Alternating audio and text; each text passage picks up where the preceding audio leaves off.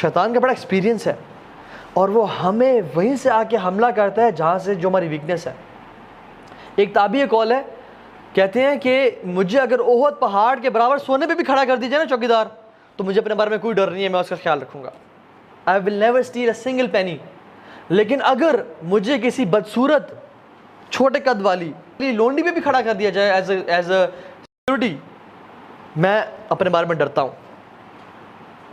تو ہر انسان کو اپنی ویکنیس کے بارے میں پتا ہے کہ شیطان مجھے کہاں سے کیا پکڑتا ہے، میرے لیے کون سی ویک پوائنٹ ہے، اور انسان گر چکا ہوتا ہے بار بار اس میں، تو ہی نوز کہ مجھے کہاں سے پھنستا ہوں میں.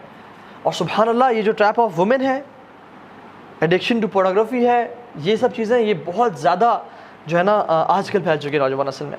اسی طرح سے قیامت کی نشانیوں سے ایک نشانی ہے کہ حیا لوگوں کے دلوں میں سے چلی جائے گی، لوگ بے حیا ہو جائیں گے.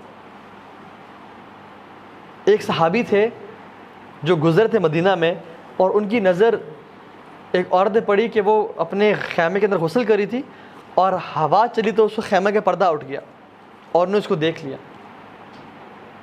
اور وہ صحابی اتنا روئے کہ اب اللہ کے نبی کے اوپر آیات نازل ہوں گی کہ میں منافق ہوں. اور وہ چلے گئے مدینہ چھوڑ کے. اللہ کے نبی نے عمر رضی اللہ عنہ کو اور علی بن ابی طالب کو بھیجا کہ جاؤ ڈھونڈ کے اس میرے صحابی کو، کافی عرصے سے نظر نہیں آ رہا.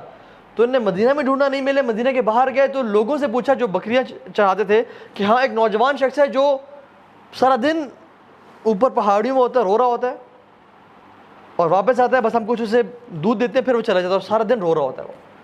تو ان کے پاس آئے، جب وہ گئے تو وہی صحابی تھے، اور پکڑا اٹھایا، انہوں نے کہا کہ میں تو اللہ کے نبی کے، وہ روئے کہ مجھے نہ لے جاؤ، میرے پہ منافقت کی آیات نازل ہو جائیں گی کہ یہ شخص اس نے عورت کو دیکھ لیا، حالانکہ اللہ کے نبی کا دور ہے، میں صحابی ہوں. اور وہ اللہ کے نبی کے پاس گئے، اور رو کے وہ اتنے ویک ہو چکے تھے کہ وہ موت کے قریب تھے، حتیٰ کہ وہ بستر مرگ پہ تھے. تو اللہ کے نبی پوچھا تم کیا محسوس کرتے ہو؟ انہوں نے کہا یا رسول اللہ مجھے اپنے گناہوں پہ ندامت بھی ہے، لیکن مجھے اللہ سے امید بھی ہے. تو اللہ کے نبی نے کہا کہ انشاءاللہ تمہیں اللہ تعالیٰ تمہاری امید کے مطابق تمہارا ساتھ معاملہ کریں گے. اب یہ صحابی سبحان اللہ ایک دفعہ نظر بد پڑی کی عورت پہ، اور ساری زندگی روتے رہے. اور کتنی دفعہ ہوتا ہے ہم سے گناہ ہوتے ہیں آنکھوں کے، ہم سے کتنے گناہ ہو جاتے ہیں، اور ہمیں ہمارے پیسے تو جیسے مکھی بیٹھی اور ہم نے اڑا دی. صحابہ کہتے ہیں کہ جن گناہوں کو ہم اپنے پر پہاڑ کے برابر سمجھتے تھے، وہ تم لوگ ایسے سمجھتے ہو جیسے مکھی بیٹھی ہے اور تم نے اڑا دی، اتنی سی تمہیں بودر ہوتی ہے. اور ہم ان کو لگتا تھا کہ ہمارے پر پہاڑ ہے کہ وہ کبھی گر جائے گا. سبحان اللہ. اور ہم اتنے ڈیسینسٹائز ہو گئے ہیں برے دیکھنے پہ کہ اب تو پتہ ہی نہیں چلتا. جیسے انسان واش روم میں انٹر ہوتا ہے نا تو اسے بدبو محسوس ہوتی ہے، 10 منٹ 15 منٹ بیٹھا رہے نا تو اسے بو آنا ختم ہو جاتی ہے، وہ ڈیسینسٹائز ہو جاتا ہے.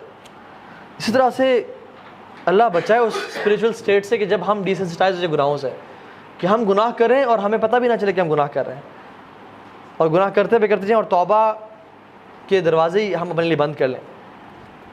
اللہ کے نبی نے فرمایا السلام علیکم، کیسے آپ خیریت سے، اذا لم تستحی فاصنع ما شئت، کہ جب تمہارے اندر سے حیا نکل جائے نا پھر تم جو مرضی چاہے کرو. حیا جو ہے نا اٹس اے پارٹ آف ایمان. جب حیا انسان سے نکل جائے نا، جب وہ کسی عورت کو ایز این آبجیکٹ دیکھ رہا ہے، جب بھی کوئی عورت گزری ہے اس کی نظریں جھکی نہیں رہی اور حیا چلے گی، پھر کوئی لمٹ نہیں ہے، پھر وہ بہتا چلا جاتا ہے حتیٰ کہ وہ انسان دین سے متنفر ہو جاتا ہے، دین سے چھوڑ دیتا ہے. وہ نہ اس کو نمازوں میں مزہ، نہ اس کو دعاؤں میں مزہ آتا ہے، اور حتیٰ کہ وہ انسان شیطان اتنا گمراہ کرتا ہے کہ وہ کہتا ہے کہ اب تو لگتا ہے رب سنتا ہی نہیں ہے میری بات. اور جب رب سنتا ہی نہیں تو پھر رب ہے ہی نہیں، اور وہ کفر کی طرف چلا جاتا ہے. اور شروع کہاں سے ہوئی تھی؟